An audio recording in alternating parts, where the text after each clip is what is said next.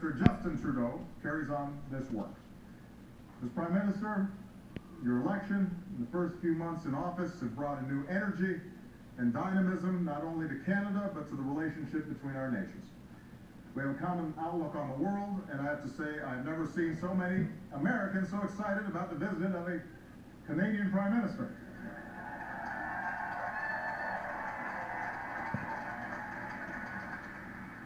So with this visit, I believe that the United States and Canada can do even more together, even more to promote the trade and economic partnerships that provide good jobs and opportunities for our people, even more to ensure the security that so many Americans and Canadians count on so that they can live in safety and freedom, even more to protect our countries and our communities, especially in the Arctic, from climate change, just as we acted together at Paris to reach the most ambitious agreement in history to fight climate change. And, guided by our values, we can do even more together to advance human development around the world. From saving a child from a preventable disease, to giving a student in Africa electricity to study by, because as Americans and Canadians, we believe in the inherent dignity of every human being. As always, our work as nations remains rooted in the friendship between our peoples, and we see that every day in communities along our shared border. Up in Hyder, Alaska, folks head across the border to celebrate Canada Day, and folks in Stewart, British Columbia come over for the 4th of July. At the baseball diamond in Coots, Alberta, if you hit a home run, there's a good chance the ball will land in Sweetgrass, Montana.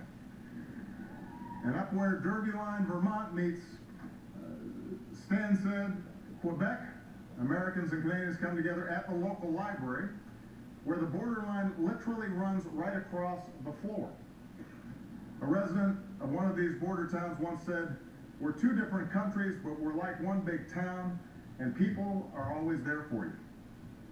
Prime Minister Trudeau, Justin, Sophie, to all our Canadian friends, we are two different countries, but days like this remind us that we're like one big town, and we reaffirm that Americans and Canadians will always be there for each other. Welcome to the United States. Bienvenue, mes amis.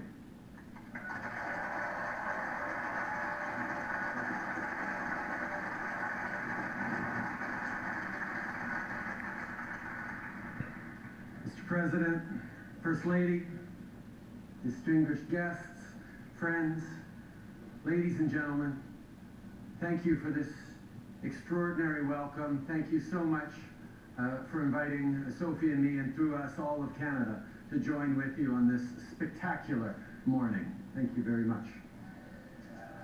Sophie and I, along with our entire delegation, are honored and touched by your magnificent hospitality and by the reinforcement of just how powerful you are, Mr. President, to organize such a perfect day for us.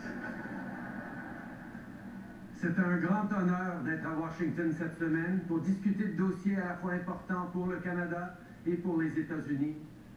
Des dossiers comme le changement climatique, pour que nous puissions laisser à nos enfants... All right, the President and the Canadian Prime Minister, Justin Trudeau. We're going to keep an eye on that. We're going to get back to the Democratic race. We were just talking about that big debate.